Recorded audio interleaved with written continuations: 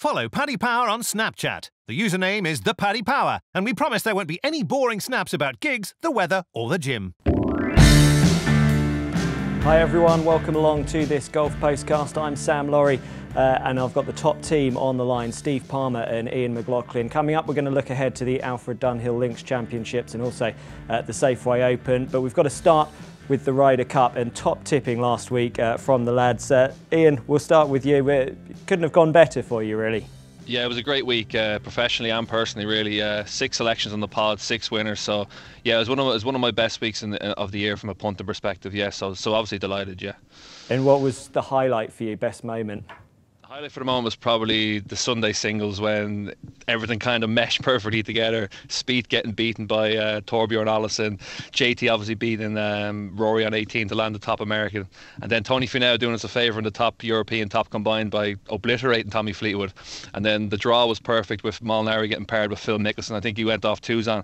He probably should have had a 10s on shot in that game. So yeah, when he won, it kind of meshed perfectly together and every bet clicked. So yeah, it was a great Sunday. Was that the best betting week of your life? If you put 1 point on each selection, it's probably it was the best week. Yeah, in terms of financial, I don't get too heavily involved in the Ryder Cup. I've had better weeks from a financial perspective. Yeah, but it's definitely up there. And Steve, how was it for you? Yeah, very good. Yeah, I won a couple of grand on Europe. Had £1,400 at 2.44. So yeah, productive play. But yeah, didn't nail the top scorer markets like Wizard McLaughlin there. My two got in the each ways, but no cigar. But yeah, I think if I'd known about the issues in the American camp that have come to light afterwards, perhaps would have had a bigger bet than I did. Yeah, reports are rife of some infighting in the camp before the tournament even started. So yeah, the Americans having a huge post-mortem into what went wrong, and it seems like team spirit was a big factor. Dustin Johnson and Brooks Koepka. Everyone presumed they were best mates. Everyone presumed that they were going to be playing together. I had them down for all 4 sessions, 4 balls and foursomes. But on the plane over, they had a feud by all accounts. And Jim Furyk had to step in, and then they were separated until the final session of the pairs golf. So. Yeah, lots for the Americans to think about going forward in the Ryder Cup. You know, team spirit is a big issue for them, and Europe always seem to get it right. I mean, Ian, for your employers, Paddy Power, how good a tournament was that? It was a great tournament in the end. Obviously, on the podcast last week, I was stating how strong I felt about Europe.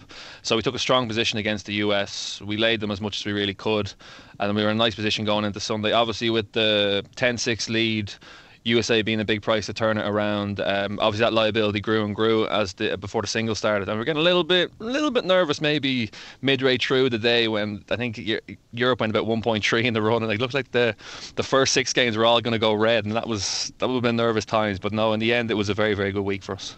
And of your 6 bets that landed, Ian, which one netted you the most money? It would have been Molinari for the top overall combined. I think that was about 800 in the week. I think I had 40 each way, 35 each way. Sorry, at 20 to 1 or so. So about 800-900 quid. So I was happy with that. Okay, home advantage was the key for Europe, wasn't it, guys? I mean, the home advantage and team spirit. Every member of that European team had played Le Golf National before in the French Open. They had 200 competitive rounds under their belt. In the French Open, whereas the Americans only had 8 competitive rounds. Only 3 of their players had played it before. 2 of them missed the cut. And Justin Thomas, the one man who had most experience, he played their 4 rounds under his belt. He ended up as their top scorer. So, yeah, course experience and team spirit won the day for Europe. Yeah, I mean, you'd made a big thing about course experience on the show last week. It played out that way, didn't it? It really was crucial. Yeah, absolutely. And then Thomas Bjorn.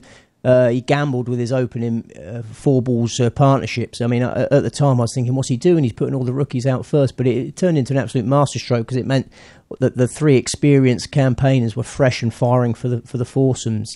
Yeah. It was a masterstroke from Bjorn in the end, and as soon as Europe got their noses in front at the end of day one, it was essentially over from there. They were pushing on strongly from there. So fantastic for Europe, and we'll see how things go in the next one. Yeah, well, 2020 Whistling Straits. What's the prices for that with Paddy Power, Ian? Latest betting is the USA at 4 to 6, Europe at 6 to 4, and the tie is currently 10 to 1. And Steve, Europe away? I doubt it. I mean, easy to get carried away in immediate aftermath, but 2 years is a long time, and home advantage is such a massive thing in this event. 2 years is enough time for the Americans to get over their little spats. They'll be much more comfortable with the course next time. They'll be highly motivated on the back of a defeat. I hate to say it, but the States will probably regain the cup in a couple of years' time. Home advantage is everything in this tournament. Yeah, well, let's enjoy it while it lasts at the moment. Plenty to look forward to after this break.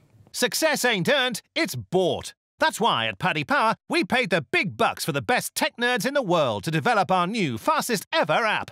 Download the new app from the App Store or Play Store now. 18 plus, begambleaware.org. So welcome back. First up then, we'll be looking ahead to the Alfred Dunhill Lynx Championship. First of all, Steve, if you could just give us an overview of the format. So it's not a regulation week in the tour. No, that's right. You've got 3 courses this week. You've got St Andrews, which is the host course, and you've got Kingsbarns and Carnoustie. They play a round each on each of the 3 courses over the first 3 days, and then those who make the cut will play the final round at St Andrews. So 36 holes at St Andrews and 18 holes apiece at Kingsbarns and Carnoustie. St Andrews and Carnoustie, casual golf fans will know from the Open Championship. They're both established open venues, whereas Kingsbarns is the less well-known of the 3. Carnoustie's really difficult, St Andrews is really easy, and Kingsbarns also provides plenty of low scoring. There's 4 par 5s at Kingsbarns. That's the only one with a full complement of par 5s, and there's lots of low scores at Kingsbarns. So, yeah, the formula for success is low scores at St Andrews and Kingsbarns, and then holding on to your score at Carnoustie. So, punting-wise, is this a trickier tournament for you to look at than a regulation week? It's tricky in terms of there's a slightly bigger field. It's tricky in terms of there being amateur partners for the duration. I mean, you know who the professional gets partnered with can have an impact on it. You can get a real nightmare partner. They need to have some cohesion with their amateur partner, or it can get really annoying because they're out there for really long rounds. They're 6 hour rounds.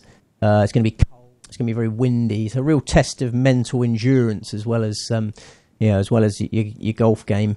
So it's tricky in that respect. And then the weather obviously is you've really got to keep your eye on the weather because I've spent far too much of my life hanging around Fife, and you're never quite sure what's coming your way. It's traditionally wet and wild, and playing the right course on the right day is crucial. So you really got to have a good look at the draw. St Andrews, I say it's easy. It's very easy when the sun's shining, there's not much wind. But if the wind starts howling at St Andrews, that becomes a very, very difficult course. So, you're right. It's not the most straightforward puzzle we've faced this year. Yeah, and whereabouts are we in the European Tour? Just for a bit of perspective. Well, we've got 3 events left of the regulation European Tour, so that certain players trying to keep their card. They're desperately scrambling for Euros in the next 3 events to keep their playing rights for next year, and then there's others that are a little bit higher up the race to Dubai, trying to qualify for the final series, which is the European Tour equivalent of the FedEx Cup. So different players with different goals this week, and a huge amount of prize money to play for in this tournament. So they're all chasing the bucks. Okay, well, Ian, if you could give us a run through of the latest prices from Paddy Power. Sure, we're 8 places this week on the Alfred Dunhill Lynx. Brooks Koepka heads are betting at 9-1. Tommy Fleetwood next in at 12-1. Tyrrell Hatton, 14-1. Tony Finau 14-1. Matthew Fitzpatrick 20-1. Shane Lowry 20-1 and 22-1 bar. Okay, and since you picked 6 winners last week, we'll let you go first. I might be stealing Steve's thunder here. Top tip is Martin Keimer. Fairly inconsistent season for Keimer. 8 of the Italian Open was followed up by 2 weeks later with a second place finish at the BMW International Open. Conditions actually were very similar to what players will face this week, where the wind blew and there's plenty of rain about. A 15th last time out at the KLM Open sparked up my interest. He also has previous to this event, 2nd in 2008, a winner in 2010, 7th in 2013 and a 6th in 2016 were his best results here. Was also 12th at the British Open at Sanders in 2015.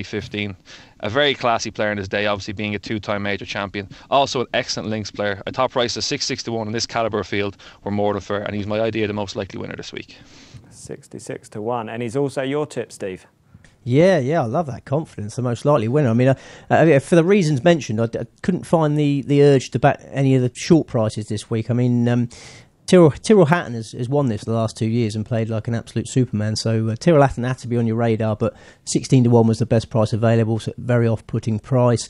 Shane Lowry was the other one. I thought he would like the conditions this week, but bookmakers were giving nothing away with him. So yeah, I went for the bigger prices, and Keimer was top of my list because as Ian says, he loves Lynx golf. St Andrews he rates as his favourite course, and last time out, a hugely encouraging performance in the KLM Open. Because we're talking about this week being slightly more difficult than your average Dunhill. Very windy, very cold, and last time out in the KLM Open, nobody dropped fewer shots in that tournament than Martin Keimer. I think his swing is back in decent order, and the slow putting surfaces at the Dunhill will help him. Putting is his weakness, but he gets on well with the putting surfaces at the Dunhill. He won the tournament in 2010, as Ian said, playoff loser in 2008. His 2 performances in the Open at St Andrews were 7th and 12th. So yeah, I see this as a great chance for an absolute colossus of the sport to remind everyone how good he is. He wouldn't have liked sitting out last week and just watching it on the telly. This is a former world number 1, 2-time major champion, 11-time European Tour winner. He should be in that Ryder Cup side every year, and this is a good place to start the climb back to where he belongs. I'm loving the confidence from you two guys this week. 66-1, then the headline tip. Steve, what else? You said a few others at big prices. Who else is on the list? Yes. I think because of the enormous field. How many is it? 168 runners, is it this week? Yeah. Yeah. All the bookmakers are throwing some extra places in, and so you need a decent team. You can't just go gung ho with 1 or 2 selections. And Ross Fisher is my idea of the next best. Another former Ryder Cup winner. He would have take some inspiration from last week. He still have designs on getting back in that team. He's a 5-time European Tour champion, and he plays well close to home. He's an Ascot man. One of his victories came in England, one of them came in Ireland, and he's played well in this particular tournament. He's been a runner-up 3 times, to cut a long story short. He's been runner-up the last 2 years. He closed with a 61, a course record 61 at St Andrews last year. Yeah, it's just been very unlucky that Tyrrell Hatton has played so well the last 2 years. Fisher could be a 2-time champion, but for Tyrrell Hatton's heroics. So, Ross Fisher has finished runner-up 7 times since his last victory. He's been really unlucky to run into some buzzing players who have just edged him out. And, I think Ross Fisher go very close to an overdue trophy this week. And what price is he with Paddy Power, Ian? Ross Fisher is currently, let me check for you now, he's 35-1. Obviously we had to give him a little cut on the back of Steve's preview last night, so the money came flowing in. So okay, and who else is on your short list then, Ian? I'll go with the next best as well. I'll let Steve then go through the rest of his outsiders. My next best is actually Oliver Fisher. Made the headlines 2 weeks ago, become the first man to shoot 59 the European Tour at the Portugal Masters. His confidence will obviously be at an all-time high in the back of this. 2 solid performances in this term in the past, 15th in 2012 and an excellent 7th-place finish here 12 months ago. I thought he looked overpriced at around 150-1. I have outsiders there. Whoever wants to go first, I don't mind running through my other 3 outsiders. Yep, go for it. First one is Joachim Lagergren. 3 miscuts in a row on the European Tour previously, but this was like a blessing in disguise for a player who's become an excellent win player and subsequently an excellent links golfer. Won the Sicilian Open on the coast back in May. The wind blew consistently that week. 12th at the Irish Open, 23rd at the Scottish Open were also excellent performances on links style golf courses. Has a fantastic record at Dunhill Links. From 3 attempts, he's had a 4th place finish in 2015, 4th place finish in 2016, and was 12th last year. So he's obviously has a very good affiliation with the tournament. If he had showed signs of recent form, the course that probably didn't suit him, he'd probably be getting half the price he is now. So I think the 80-1 looks value at present. The second outsider is Brandon Stone. Has taken a little bit of time off since the PGA Championship, where he had an excellent 12th place finish. Had a good pipe opener on the Sunshine Tour 2 weeks ago with a 10th place finish. Was obviously winner of the Scottish Open in July with a final round 60, also on a links course. The following week he opened up with a 68 at Carnoustie in the British Open, one of the courses in rotation this week. Had a 15th place finish here last year. Price as big as 75-1 out there. That looks a good each way proposition for me this week. And outsider 3 is Ashley Chesters. Excuse me. Having a solid year in the European Tour. Some very good finishes this season, including some notable finishes on courses where the wind blew. 21st at the French Open, 14th at the Irish Open. 2 recent performances have been encouraging. 28th at the KLM Open, 16th at the Portugal Masters. Also finished 12th in the Open of St Andrews. So affiliation with the courses here. Price of 125-1 look fair, and he'll complete my quintet this week. Okay, great stuff. Ian and Steve, give us a spin through the rest of your selections. Yeah, I got another 4 at big prices, two of whom have been mentioned by Ian there. So we're singing from the same hymn sheet a lot this week. Paul Dunn is a Lynx naturally. He led the 2015 Open at St Andrews after 3 rounds when he was still an amateur. He finished 7th in last year's Dunhill. He loves breezy conditions. Ryan Fox is he loves a Lynx challenge. He finished 4th and 2nd in the last 2 Irish Opens. He's finished 4th and 6th in the last 2 Scottish Opens. Really unlucky not to win the Irish Open in July. Russell Knox holed a couple of enormous putts on the 18th green to beat him. And then again, Oliver Fisher and Ashley Chester's. Incredible that we've both landed on those two. Englishmen have a fantastic record in this event. 6 of the last 11 Dunhill winners have been English. So that bodes well for Fisher and Chester's. I couldn't believe Fisher opened up at 200 to 1 this week. I mean, given what he achieved the other day, he's going to have a real spring in his step. 59, the first European Tour 59. I know he's not won the tournament; he's finished 7th, but the self-belief he'll gain from that. Down the stretch, he really delivered on that. So I think there's an extra bit of self-belief in Oliver Fisher now, and he won the 2006 St Andrews Lynx Trophy. Back in the day on this St Andrews, so lots to like about him. And then Chester's, played fantastic as an amateur in the 2015 Open at St Andrews, finished 12th there, and he's really stepped it up a gear in the second half of this season, hasn't he, Ian? So I give him a good chance as well. I think Ryan Fox and Ashley Chester's are the 2 maidens, the European Tour maidens, who can make this their first win. Great stuff there, Steve. Up next, we'll be looking ahead to the Safeway Open. Check out Paddy's Rewards Club. Simply place 5 bets of £10 or more across any sport in a week, and you'll get a free £10 bet then next week. T&Cs apply. 18+. BeGambleAware.org. So now we're going to look ahead to the Safeway Open at Napa, California. Steve, we'll start off with you. This is the first PGA Tour event of the new season. Any newcomers worth picking out? Any that have been promoted?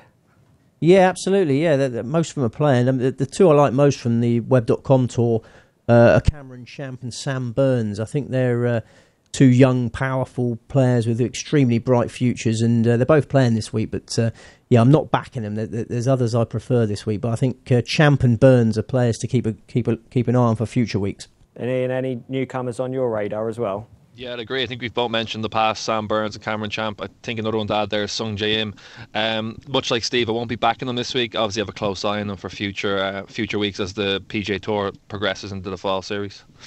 Before you run through the betting there, Ian, Safeway Open, am I right in thinking this is the supermarket Safeway? I think so, yeah. I think they're UK and American branches of it, so yeah, they're sponsored. I think they used to be the Fries.com Open, so yeah, Safeway have kindly stepped in to sponsor it now. Okay. So, just give us a run through of the prices then for the Safeway Open. Yeah, so 8 places this week in the Safeway. Patrick Cantley heads are betting at 11 to 1.